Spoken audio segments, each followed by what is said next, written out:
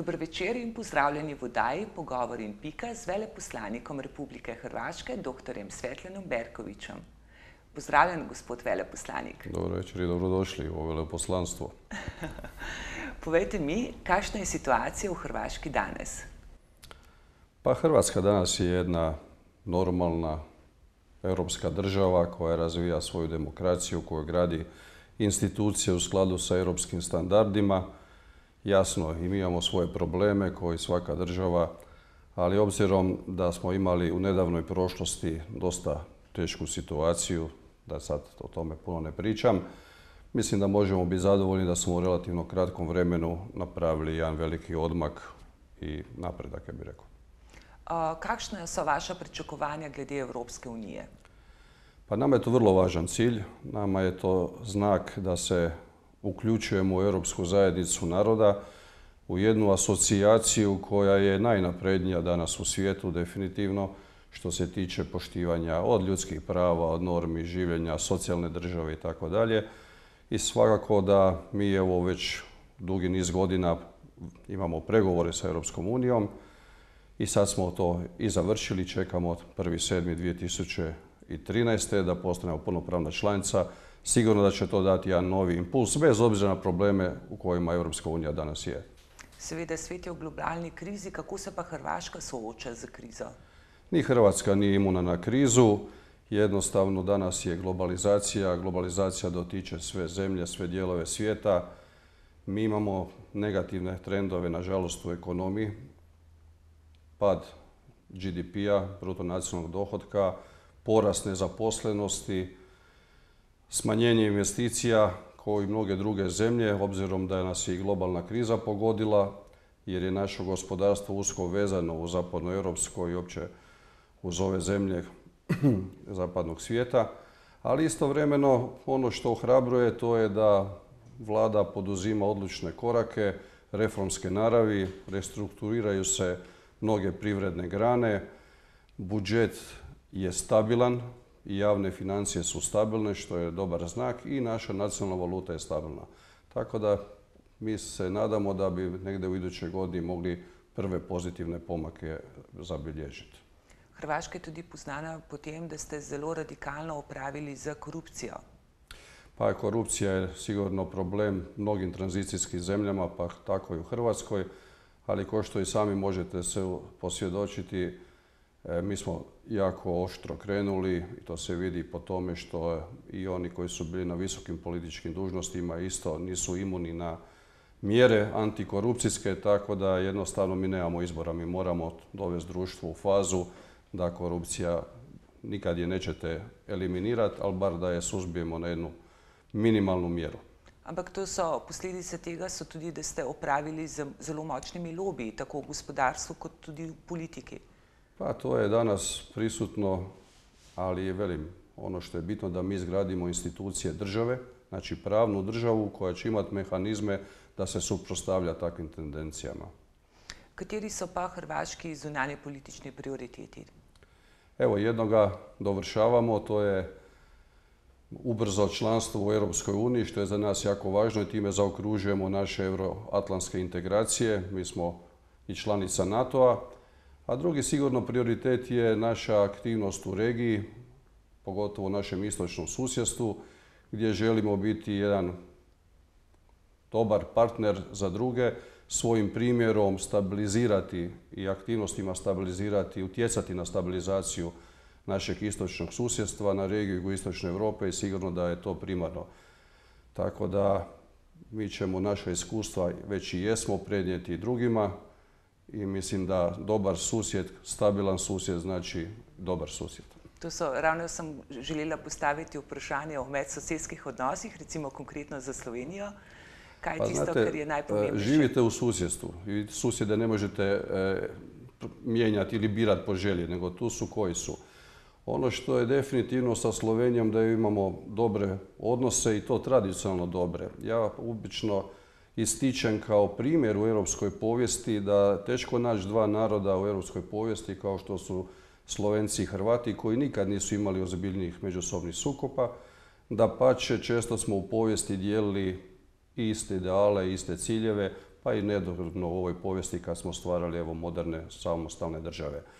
Tako da, ako vam je susjedstvo stabilno, onda ste i vi stabilni. Ako je susjedstvo nestabilno, ako nemate dobru suradnju, ako nemate prijateljske odnose, to je jednostavno gubitak za obje strane, ne samo za jednu.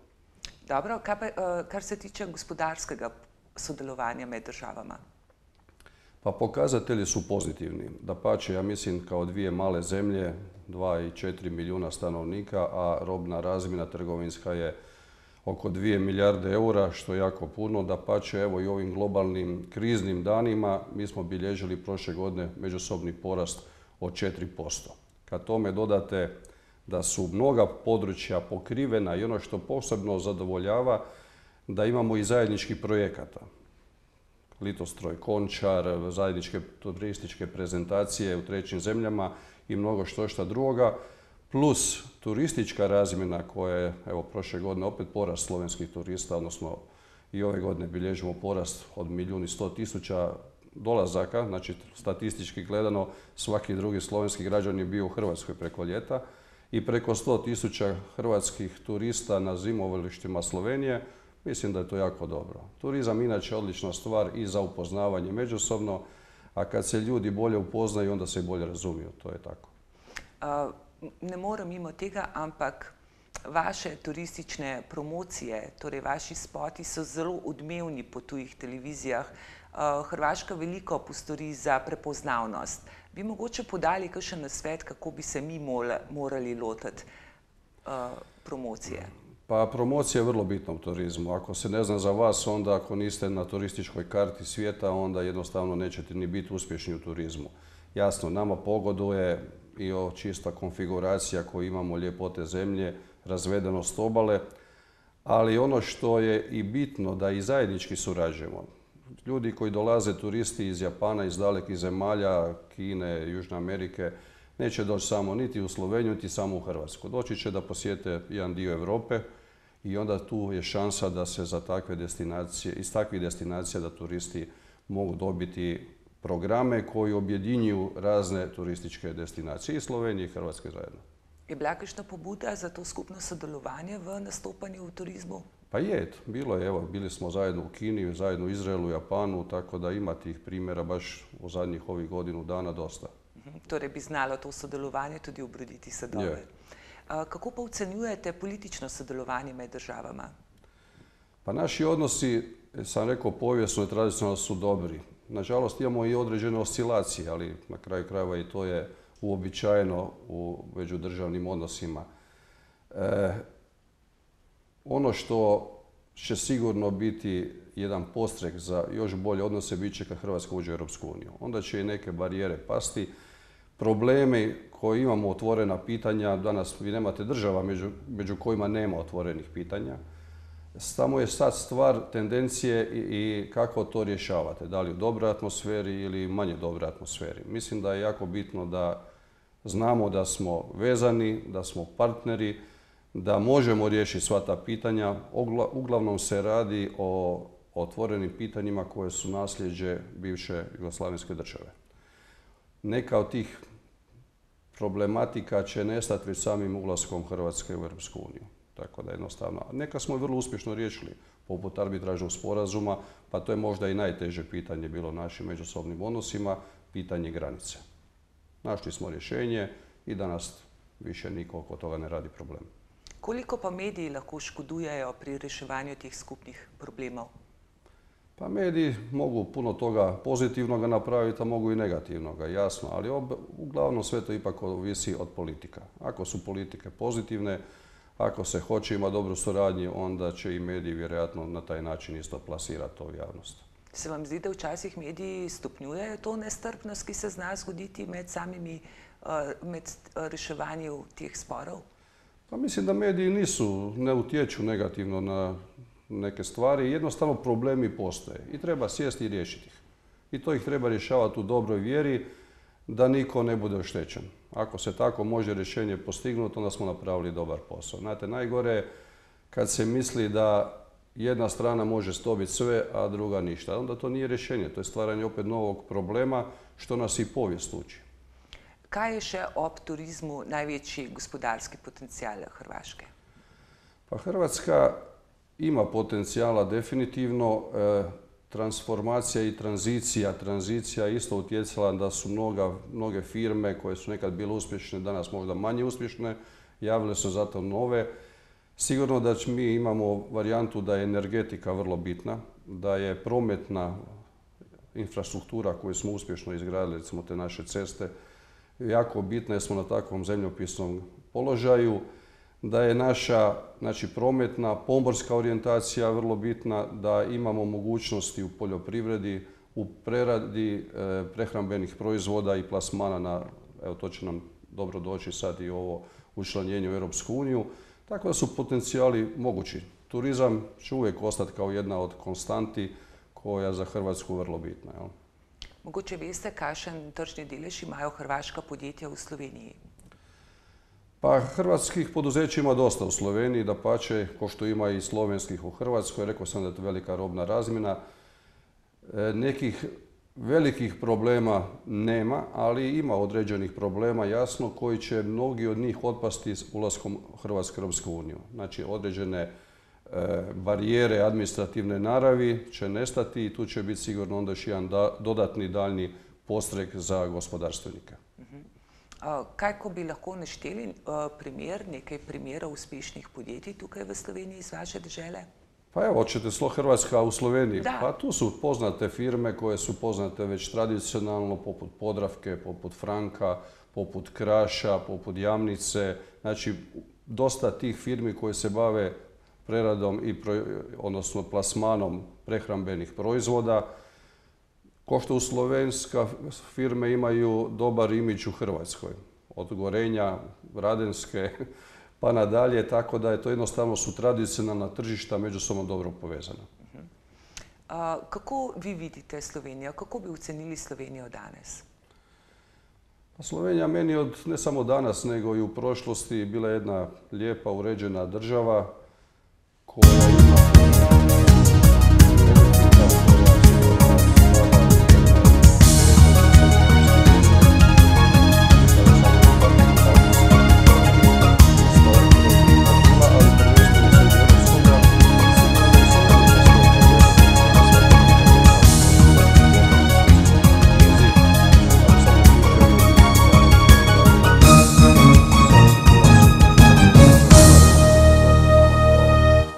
promatračima čini. Bi se kaj našlo, kar bi lahko izboljšali med odnosi, tako gospodarsko kot tudi politično med državama? Pa mislim, prvenstveno trebamo prebrojiti ovo pitanje oko ratifikacije Hrvatskog pristupnog ugovora, da se to treba dogoditi. Nije u redu da među susjedima takav postupak se ne dovrši. Da nađemo rješenje za ova neka još otvorena pitanja, ala Ljubljanska banka i neka druga. A druge stvari, ono što posebno veseli mene uvijek, da je odlična suradnja među ljudima i institucijama. Čak i kad smo imali oscilacije ili ih imamo u odnosima, znači političke naravi, da su ljudi, pogotovo ljudi koji žive uzduž granice, u svojom dobrom, dugogodišnjom, tradicionalnom suradnjom, čak i amortizirali određene negativne efekte politike. I to je ono što stvarno treba istaknuti i pohvaliti, što hoće reći, pogledajte samo te brojke turista koji, ta otvorenost u komunikaciji među ljudima. Mnogi Slovenci su i kupili nekretnine u Hrvatskoj, posjeduju nekretnine. Skijališta slovenska su tradicionalna odredišta za hrvatske građane tijekom zime. Tako da mislim da upravo to treba istaknuti kao jedan moment, dobra gospodarska, odlična suradnja i s tim možemo biti jako zadovoljni. Govorite slovensko? Pa razumijem slovenski, ne govorim jer jednostavno uglavnom imamo sistem da ja govorim hrvatski, a moji slovenski sugovornici slovenski i tu do sad nisam imao nikakvih problema. Nije teško mi razumjeti slovenski. Mi koji dolazimo iz Zagreba i sjeverozapadnog područja Hrvatske, znači iz kajkavskog dijalekta, ima masu riječi koje su slične i nama slovenski kao kajkavcima nije problem. Kako ste se znašli poslovno tukaj v Ljubljani? Vi ste že nekaj časa v diplomaciji. Ja sam već tu preko 3 godine. U diplomaciji sam inače dugi niz godina. Ovo mi je 6. diplomatsko predstavništvo u kojem jesam. U Ljubljani mi se nije bilo stvarno teško snaći, a ja Sloveniju dobro poznajem još iz dana kad smo živjeli u istoj državi, tako da mnogi izleti, mnoga odredišta, Ljubljana, obala, nije uopće bilo nepoznato, tako da moram priznat, ovo mi je po prvi put da sam u svijetu, izvan domovine, a da se ne osjećam kao u inozemstvu. To pomeni, da ste dobro uro stran, pa ste doma, ne? Ja, pa, seveda. Kaj v Sloveniji vas najbolj pritegne? Recimo, česar nimate v Zagrebu od tam, kjer ste doma? Pa, Zagreb i Ljubljana, to su slični gradovi srednjoeuropskog tipa, ako hoćete od arhitekture nadalje, sa bogatim kulturnim sadržajima, tako da ne osjećam neku veliku razliku, znate, tako, to je puno toga imamo zajedničkoga i mentalnoga i kulturnoga i tradicionalnoga u mnogo čemu, tako da nije nekakva velika promjena u odnosu na Zagreb. Če primerjava Ljubljano pa Zagreb, je Zagreb že postalo velemesto, ne? Kot 700 000. Zagreb je puno veći i time i nudi sigurno više sadržaja, ali opet Ljubljana je, znate, danas je pitanje je li privilegija živjeti u megapolisu ili je jednostavnije i ugodnije živjeti u manjim gradovima. Mislim da je Ljubljana po mjeri čovjeka i jednostavno čovjek ovdje može ugodno živjeti. Živite s družino tukaj? Imate družino s seboj? Supruga samo. Imamo 3 djece koji imaju već, 2 od njih imaju i svoju djecu. Tako da ovo prvi put da smo sami, ali jesmo sami i donekle i nismo sami jer blizina Zagreba i Ljubljana je takva da djeca često dođu u goste pa onda nije problem. Toliko podobnosti ste našli med Zagrebom in Slovenijo. Kaj pa glede mentalitete? Tukaj smo si verjetno malce bolj najdemo razlike, a ne? Pa nekih velikih razlika u stvari i ni. Možda kad bi komparirali neki drugi dio Hrvatske, Dalmaciju ili neki drugi dio, onda bi našli veće razlike. Ali ovaj baš sjeverozapadni dio Zagreb i to je dosta slično kao što je s ove strane Sutle i Kupe. Kam zahajate u Ljubljani? Pa Ljubljana ima sadržaja dobrih, ima puno toga se događa. Kao hrvatski veleposlanik sam i pozivan na mnoge kulturne i druge događaje. Evo, jučer je bila jedna izložba, u ponedjeljak idemo u Maribor, koncert je večeras u Cankarjevom domu, drugi tjedan u operi, jubilarni koncert i tako. Stalno se nešto događa, stvarno se tu ne možemo požaliti. Ima dobrih restorana, imate kamo otići na izlet, pa šta hoćete više. Kaj bi lahko priporočili od turističnih nekih atributov Hrvaške, ki pa niso tako izpostavljeni kot recimo Jadransko morje? Ovo je dobro pitanje, baš mi drago da ste ga postavili. Slovenci jako dobro poznaju Jadran i obalu i otoke i tradicionalno su naši jako dobrodošli gosti. Manje je poznata unutrašnjost. Ono što veseli je to da u zadnjih ovih nekoliko godina se taj hrvatski kontinentalni turizam počeo snažno razvijati. Od Kopačkog rita tamo u Baranji na istoku i raznih tih agroturističkih ponuda u Slavoniji i Zagorju, Hrvatskom Zagorju, pa sve do Like i zaleđa obalne Dalmacije, znači unutrašnjosti Dalmacije. Tu imate velike mogućnosti. Od planinarenja, prirode, agroturizma, povijesnih varijanti, starih neotkrivenih dvoraca, gradova i tako dalje. To je dosta bilo zanemareno, uvijek je Hrvatska bila pretežito poznata ili isključivo poznata po Jadranu, po obali, što nije ni čudno, 1200 otoka i tako, to je jedna lijepa priroda. Ali mislim da je pomalo od interesa sve više i to da se to ukomponira sa kontinentalnim turizmom. Dapače, otvaraju se mogućnosti da boravkom i na Jadranu koristite unutrašnjost. Poznate su Plitvice, Plitvička jezera i još neka mjesta, ali danas recimo to je posebno Istra razvijena, da vi u Istri kad dođete na obalu itekako možete lako doći do unutrašnjosti, do mjesta unutrašnjosti koja pružaju odlične mogućnosti u gastronomiji, u prirodnim ljepotama, u starim gradovima, kulturnim sadržajima, raznim festivalima i tako. Kaj pa u Sloveniji, smučate? Pa više ne, jer sam imao u Valdotri operaciju meniskusa koja je bila vrlo uspješna i zahvaljujem tamošnjoj bolnici. A inače, volim zimu i jasno Slovenija je tu sigurno nama najbliža i najpoznatija. Ima par destinacija koje su mi posebno drage, recimo jedna od tih je Goriška brda koja je i dolina rijeke Soče, znači itići od Soče na Vršić pa se spustiti dole na Kranjsku goru. Mislim i opće onaj nacionalni park Triglava da je to jako lijepo, to stvarno preporučam svakome i svaki moj gost kad dođe ako imamo vremena, ne samo Bled nego i taj dio, to je ali nije samo to, ima tu i drugih mnogih ljepota.